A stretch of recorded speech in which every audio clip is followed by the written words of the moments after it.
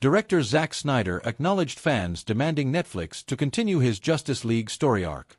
Welcome to Stats In. If you're just joining us, please subscribe and don't forget to turn on notifications bell for more video. Please like, share and subscribe for more.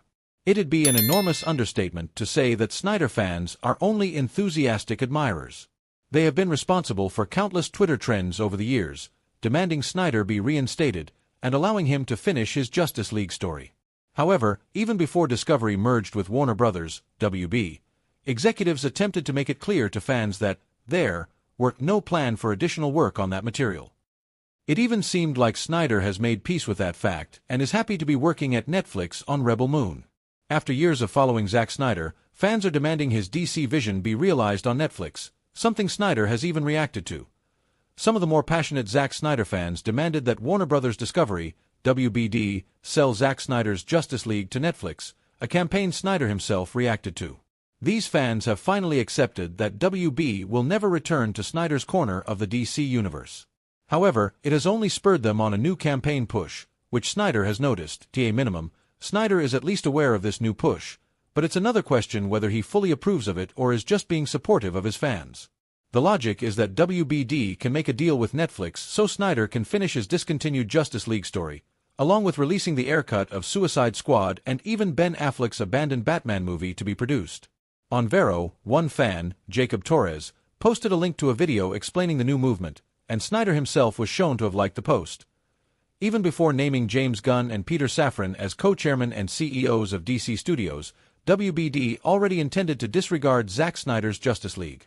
So, unless Gunn and Safran's plans fail spectacularly within the next 2 years, Zaslav isn't going to be making any extravagant deals with Netflix anytime soon.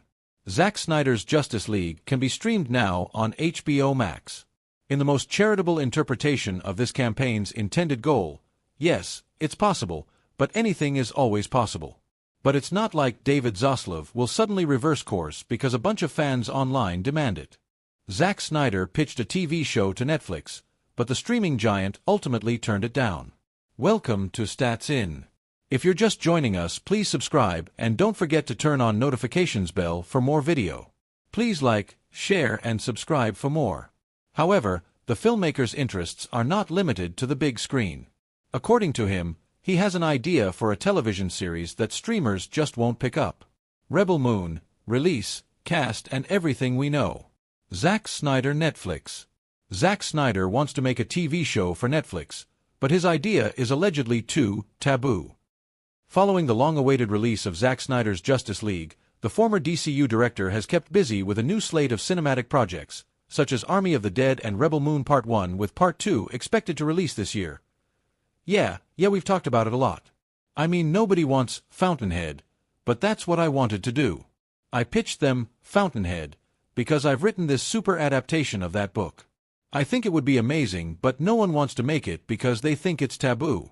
Ayn Rand is taboo.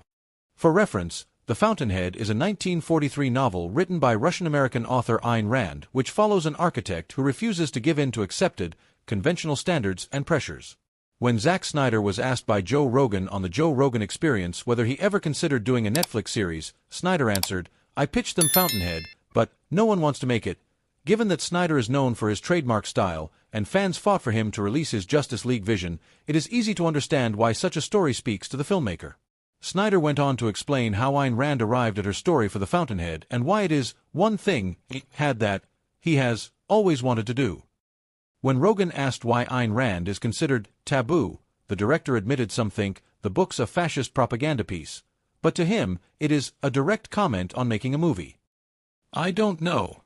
She's taboo amongst the intelligentsia because they think she's a fascist and they think the book's a fascist propaganda piece. That's not why I like the book. I happen to like it because, to me, it's a direct comment on making a movie, right? A movie about an architect who won't make the buildings everyone wants them to make and the struggle he goes through to get the buildings made the way he wants to make them. Of course, I like that.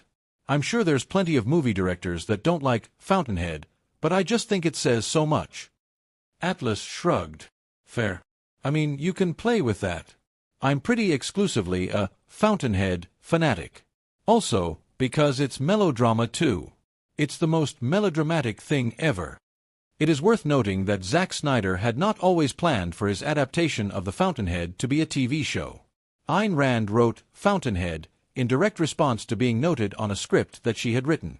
She had been studying this movie about skyscrapers, and she kept submitting versions of the script, and they kept noting her until it was unrecognizable. And then she was like, this is what happens to work. It gets noted till it disintegrates or disappears. So yeah, that's one thing I had that I've always wanted to do. But I don't know that the world will allow that.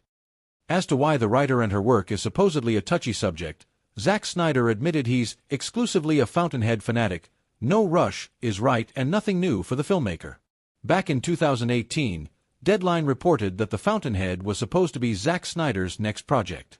But it goes even farther back than that.